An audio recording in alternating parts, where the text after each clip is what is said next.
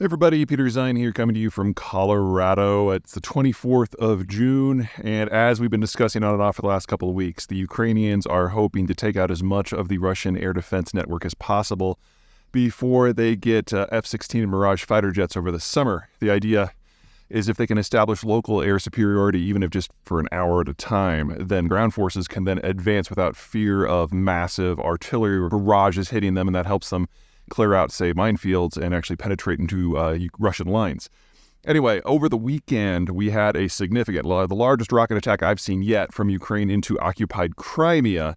And while we're going to be looking at the damage reports from this for several days to figure out how much was destroyed, looks like several air defense systems were taken out again. But the one I want to talk about today is the Russian deep space satellite communications network.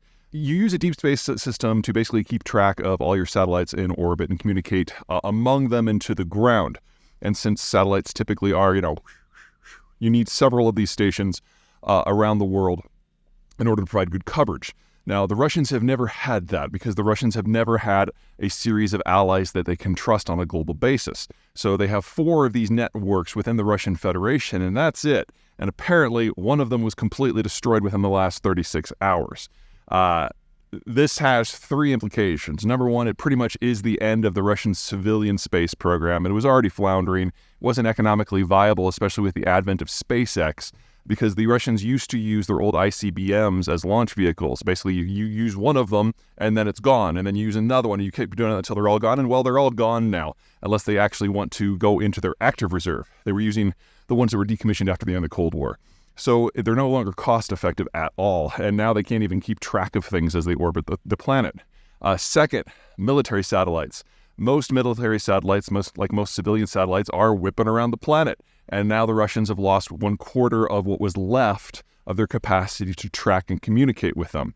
That's going to provide a real problem for the Russians in terms of satellite communications, not to mention anyone who is looking at getting the Russians to launch and maintain a military satellite for them now has to find someone who is not Russia to maintain it.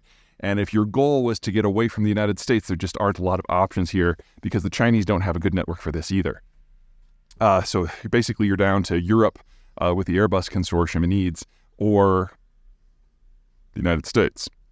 Third, and perhaps most significant moving forward, is with the loss of this, the Russians are losing the ability to not just keep tabs on their satellites, but to get good telemetry for things like repairs. And if the Russians lose the capacity to do that, then their Glossness system, which is their equivalent of GPS, starts to fall offline. Now, there are already parts of the world that don't have very good coverage all that often, but if you remove meaningful launch capability and monitoring capability and maintenance capability from the Russian system, losing one more radar system would probably do that, then you're talking about the Russians losing the capacity to use precision-guided munitions using geographic tags. That would be an end to things like, say, glide bombs, which are the newest military innovation that the Russians have used, basically dropping 1 to 2 to 3 ton bombs from within Russian territory and then having them glide and hit targets. If you lose their ability for satellite communication, that goes away too. So very significant outcome. We'll still be tallying the damage from this weekend for several days. It'll be interesting to see what else is now gone.